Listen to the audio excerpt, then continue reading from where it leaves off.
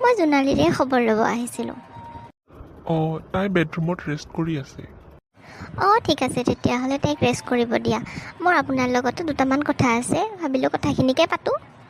অঁ, কওকচোন মিছেছ শইকীয়া, কি ইম্পৰ্টেণ্ট কথা?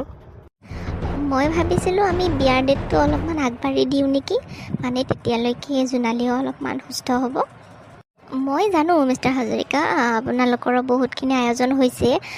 এতিয়া চাওক না, আমাৰতো বহুতখিনি কামেই আগবাঢ়িছে, কিন্তু জোনালীৰ এনেকুৱা অৱস্থাটো দেখি এতিয়া বিয়াটো নপতাই ভাল, কেইদিনমান দেৰিকৈ পাতোঁ আৰু। সেইটোতো বাৰু হয়, তাইৰো এনেকুৱা অৱস্থা। আপুনি অৰ্ণৱৰ লগত কথাটো এবাৰ আলোচনা কৰি চাবচোন।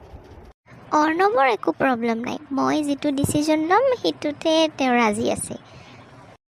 এতিয়া যদি সিহঁতে দুজনকে বিয়া পাতিম বুলি ভাবিছে আৰু তো কেইদিনমান দেৰি হ'লেওতো একো প্ৰব্লেম নহয়।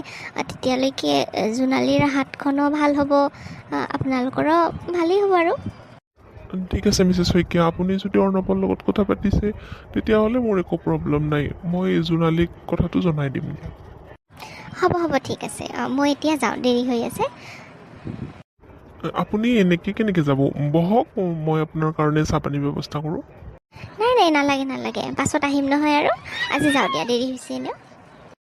ঠিক আছে তেতিয়াহ'লে।